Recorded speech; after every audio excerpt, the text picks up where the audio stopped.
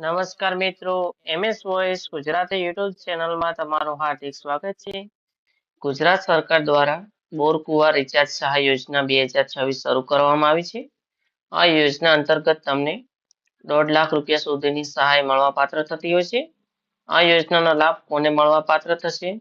યોજનાનો ફોર્મ ભરવા માટે કયા ડોક્યુમેન્ટની જરૂર પડશે અને આ યોજનાના લાભ લેવા માટે તમારે અરજી કેવી રીતે કરવાની થશે તેને લગતી બધી જ માહિતી તમને આ વિડીયોમાં જણાવવામાં આવશે. તેના માટે વિડીયોના અંત સુધી બન્યા રહેજો અને ચેનલમાં નવા છો તો ચેનલને સબસ્ક્રાઇબ કરી લેજો. આ યોજનાના ફોર્મ ભરવાની શરૂઆત 9 ફેબ્રુઆરી 2026ના રોજ થઈ ચૂકી છે અને ફોર્મ ભરવા માટેની છેલ્લી તારીખ 24 ફેબ્રુઆરી 2026 સુધી તમે ઓનલાઈન અરજી કરી શકો છો. આ યોજના અંતર્ગત કેટલી સહાય મળવાપાત્ર થાય છે કે આ યોજનામાં સરકાર દ્વારા કુલ ખર્ચના 90% સુધી સબસિડી આપવામાં આવે છે. જેમાં તમારે જો 1 લાખ રૂપિયા સુધીનો ખર્ચ થયો હોય તો તમને સરકાર દ્વારા 90,000 રૂપિયા સુધીની સબસિડી મળવાપાત્ર થશે.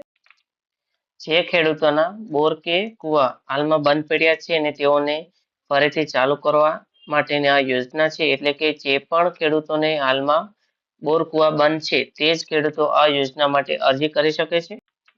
ત્યારબાદ અરજી કરવા માટે તમારી પાસે કેટલાક ડોક્યુમેન્ટ હોવા જરૂરી છે, જેમ કે તમારી પાસે આધાર કાર્ડ હોવું જરૂરી છે, 7/12ના ઉતારા જે 3 મહિના જૂના ન હોવા જરૂરી છે, ત્યારબાદ બાંધેરી પત્રક, મોબાઈલ નંબર જેના પર ઓટીપી આવશે ને ત્યારબાદ તમારે બોર કુવાની વિગતની જરૂર પડશે.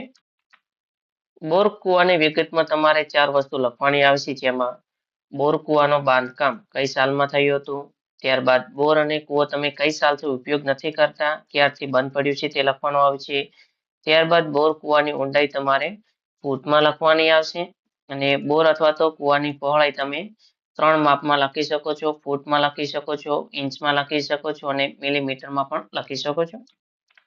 ત્યારબાદ તમારે ઓનલાઈન અરજી કરતા સમયે કેટલીક બાબતોનું ધ્યાન રાખવાનું છે, જેમાં અરજી કરનાર અરજદારનું નામ 7/12ના ઉતારા તથા 8 ન હોય તે ખેડૂતોનો અરજી રદ થઈ શકે છે. ત્યારબાદ 7/12 અને 8 ઓનલાઈન સ્વરૂપે અતિ સ્પષ્ટ રીતે સુવાચ્ય નકલો અપલોડ કરવાની રહેશે. એટલે કે તમારે 7/12ની નકલો કમ્પ્લીટ ચોખ્ખી દેખાય તે રીતે તમારે અપલોડ કરવાની છે. જેમણે પણ અરજીમાં જે ફોટા અપલોડ કરેલ છે તે બરાબર નહીં દેખાતા હોય તો તેમની અરજી રદ કરવામાં આવી શકે છે. જ્યારે પણ તમે આ યોજનાનો લાભ લેવાની અરજી કરો છો ત્યારબાદ સિંચાઈ વિભાગ દ્વારા તમામ અરજીઓનો ડ્રો કરવામાં આવશે, જેમાંથી જે અરજીઓ પાસ થશે તેમને સૌપ્રથમ મંજૂરી આપવામાં આવશે. ત્યારબાદ સિંચાઈ વિભાગ દ્વારા જે તે સ્થળની ચકાસણી કરવામાં આવશે અને ત્યારબાદ જ તેમને ફરીથી રિચાર્જ કામ શરૂ કરવાનું કહેવામાં આવશે. ઓનલાઈન અરજી કેવી રીતે કરવી તેનો પણ વિડીયો અમારી ચેનલ પર અપલોડ કરવામાં આવશે. તેના માટે અમારી ચેનલ એમએસ વોઇસ ગુજરાતીને સબસ્ક્રાઇબ કરી લેજો, તેની બેલ આઇકોન ઓન કરી દેજો, જેથી અમારી ચેનલ પર વિડીયો અપલોડ કરવામાં આવે તો તમારા સુધી સરળતાથી પહોંચી શકે. આભાર.